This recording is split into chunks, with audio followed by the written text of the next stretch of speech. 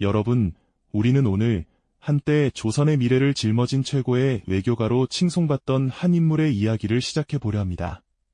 그의 빛나는 지략과 해안은 과연 위기에 처한 국가를 구원했을까요?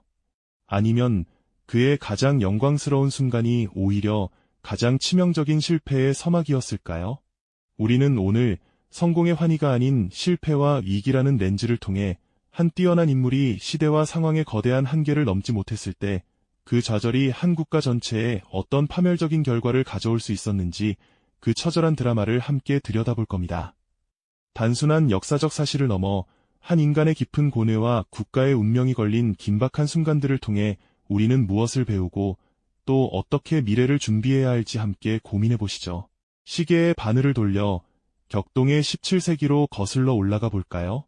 당시 조선은 마치 사나운 파도 속의 작은 돛담배와 같았습니다. 북쪽으로는 새롭게 떠오르는 강력한 대륙의 제국이 거친 숨을 몰아쉬며 세력을 확장하고 있었고, 서쪽으로는 오랜 숙적이 여전히 날카로운 발톱을 숨긴 채 호시탐탐 기회를 엿보고 있었죠. 한반도 지도 위로 드리워진 검은 그림자처럼 조선은 늘 주변 강대국들의 이해관계 속에서 이태로운 줄타기를 계속해야 했습니다. 정세 보고를 듣는 왕의 얼굴에는 깊은 근심이 드리워져 있었고, 신하들의 얼굴에는 불안한 기색이 역력했습니다. 백성들은 언제 터질지 모르는 전쟁의 위협 속에서 하루하루를 불안하게 살아가야 했죠. 이러한 혼돈과 불안의 시대 속에서 한 줄기 빛처럼 등장하여 모두의 기대를 한몸에 받았던 인물이 있었습니다. 바로 당대 조선 제1의 외교가로 불리던 이였죠. 그는 젊은 시절부터 탁월한 언변과 비범한 지략으로 수많은 외교적 난관을 해결하며 이름을 떨쳤습니다. 복잡하게 얽힌 국제 정세 속에서도 날카로운 분석으로 해법을 제시하고 능수능란한 협상 기술로 주변국 사절들을 압도하며 조선의 이익을 지켜내곤 했죠. 마치 거친 파도 속에서 흔들리는 배를 이끌어줄 굳건한 뱃사공처럼 모두가 그에게 기대를 걸었습니다. 왕과 조정 대신들은 그의 해안에 감탄했고, 백성들은 그를 나라의 희망이라 부르며 열렬히 지지했답니다.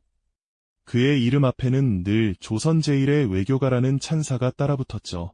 하지만 그에게 쏟아졌던 한없는 기대와 찬사는 곧 거대한 시험대에 오르게 됩니다. 어느 날 조선의 국경 너머로 전운이 감돌기 시작했습니다. 수십만의 적군이 물밀듯이 몰려오기 직전의 일촉즉발 상황, 그야말로 국가의 존망이 걸린 절체절명의 위기였습니다. 조정은 혼란에 빠졌고 왕의 얼굴에는 다시금 깊은 수심이 드리워졌습니다. 이때 다시 한번 모든 시선은 그 외교가에게 쏠렸습니다. 그는 묵묵히 이 막중한 책임을 받아들였습니다. 밤늦도록 촛불 아래서 수많은 외교 문서를 검토하고 밤을 새워가며 치밀한 전략을 다듬었죠. 그의 어깨에는 이제 한 나라의 운명과 수많은 백성의 생명이 얹어 있었습니다. 드디어 대규모 외교회담이 열리고 회담장 안에서는 칼날 같은 팽팽한 신경전이 펼쳐졌습니다. 상대국은 노골적으로 위협적인 요구를 쏟아냈고 외교관은 고뇌했습니다. 과연 어디까지 타협해야 이 거대한 위기를 넘길 수 있을까요? 원칙을 고수하다 모든 것을 잃을 것인가? 아니면 굴욕적인 타협으로 잠시의 평화를 얻을 것인가? 그의 심장은 무거운 질문들로 가득 찼습니다. 조정 대신들 사이에서는 그의 제안을 두고 격렬한 찬반 논쟁이 벌어졌습니다. 일부는 그의 지략을 믿고 따랐지만 또 다른 이들은 그의 방식이 너무 위험하다며 반대했죠. 마치 벼랑 끝에 선 듯한 그의 심정은 어땠을까요? 이 외교전의 결과가 과연 조선을 구원할 수 있을까요? 아니면 예상치 못한 파국으로 이끌게 될까요? 모든 것이 불확실한 채 역사의 시계는 째깍이며 흘러가고 있었습니다. 그렇게 팽팽한 긴장감 속에서 흘러가던 시간은 결국 예상치 못한 방향으로 흘러가고 말았습니다. 밤샘 고뇌와 치열한 설득에도 불구하고 조선의 운명을 걸었던 그 외교적 시도는 안타깝게도 결렬되고 말았죠.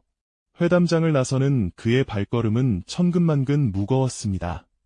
얼굴에는 이루 말할 수 없는 절망감과 함께 차마 믿기지 않는 충격이 고스란히 서려 있었을 겁니다.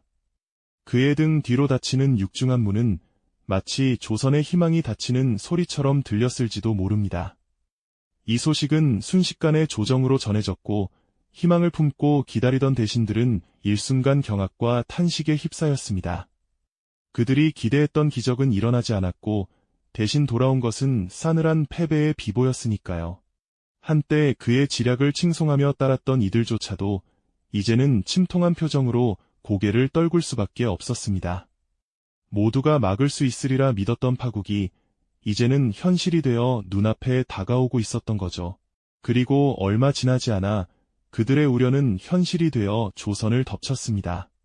국경 너머에서 기다렸다는 듯이 수십만 대군이 물밀듯이 밀려들어왔고 평화로웠던 강산은 순식간에 아비규환의 전쟁터로 변하고 말았죠.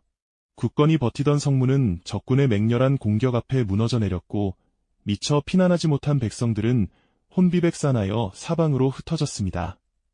마을은 불길에 휩싸여 잿더미로 변해갔고 한때 찬란했던 궁궐의 일부마저도 처참하게 파괴되는 비극을 맞이하게 됩니다.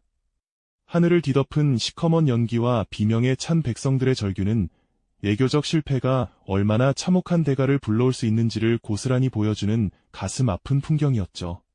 이 모든 것이 한순간에 벌어진 일이었습니다. 전쟁은 모든 것을 앗아갔습니다.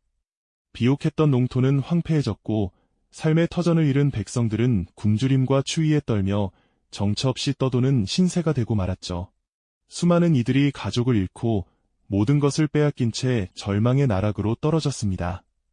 국가의 존엄은 땅에 떨어졌고 왕은 치욕스러운 항복의식을 치르며 무릎을 꿇어야 했습니다. 한때 백성들의 기대를 한몸에 받았던 조선 제1의 외교가 역시 이 모든 비극의 책임에서 자유로울 수 없었죠. 그는 더 이상 영웅이 아니었습니다. 오히려 국가를 위기에 빠뜨린 역적으로 몰려 모든 명예를 잃고 쓸쓸히 유배길에 올라야 했습니다. 한때 빛나던 그의 지략은 이제 조롱거리가 되었고 그의 이름 앞에는 실패자라는 그림자가 드리워졌습니다. 차가운 유배지에서 그는 과연 어떤 심정으로 지난 날을 되돌아보았을까요? 밤마다 잠 못 이루며 자신이 내렸던 결정들을 후회했을까요?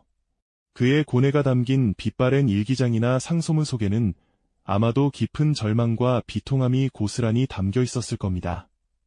이처럼 한 외교가의 최선을 다한 노력이 때로는 시대의 거대한 흐름과 국가의 역량을 넘어서지 못하고 비극적인 실패로 끝날 수 있다는 사실은 우리에게 깊은 생각할 거리를 던져줍니다. 그의 실패는 단순한 한 개인의 좌절이 아니었죠. 그것은 조선이라는 나라가 가진 한계였고 국제정세의 냉혹한 민낯을 여실히 드러낸 비극적인 역사였습니다. 수많은 백성의 생명과 국가의 운명이 걸린 외교전에서 한 인물의 뛰어난 재능만으로는 모든 것을 막을 수 없다는 잔혹한 진실을 보여준 셈이죠. 치욕스러운 항복의식을 치르는 왕의 떨리는 손과 모든 것을 잃고 폐허가 된 궁궐을 바라보는 외교가의 절망적인 뒷모습이 교차되는 순간 우리는 깊은 허무함과 비통함을 느낄 수밖에 없습니다. 한때 조선의 미래를 짊어진 최고의 외교가로 칭송받던 인물이 결국 자신의 빛나는 순간이 가장 치명적인 실패의 서막이었다는 비극적인 운명을 맞이하게 된 것이죠. 그의 이야기는 아무리 뛰어난 인물도 시대와 상황의 한계를 넘지 못할 수 있으며 그 실패가 한 국가 전체에 얼마나 파멸적인 결과를 가져올 수 있는지 생생하게 보여줍니다. 그렇다면 그의 이야기는 오늘날 우리에게 어떤 의미로 다가올까요? 과거 한 외교가의 실패가 국가 전체에 미친 파장을 통해 우리는 오늘날에도 여전히 국제관계에서 외교적 판단과 대응이 얼마나 중요한지 깨닫게 됩니다. 한 국가의 역량과 지도자의 선택이 얼마나 막중한 책임을 지니는지, 그리고 그 결정 하나하나가 수많은 이들의 삶에 어떤 영향을 미칠 수 있는지 다시 한번 깊이 성찰하게 되죠. 그의 고뇌와 실패는 단순한 역사적 기록을 넘어 미래를 살아갈 우리에게 끊임없이 질문을 던지고 있습니다. 우리는 이 비극에서 무엇을 배우고 다가올 미래를 어떻게 준비해야 할까요? 이 영상이 도움이 되셨다면 좋아요와 구독 부탁드립니다.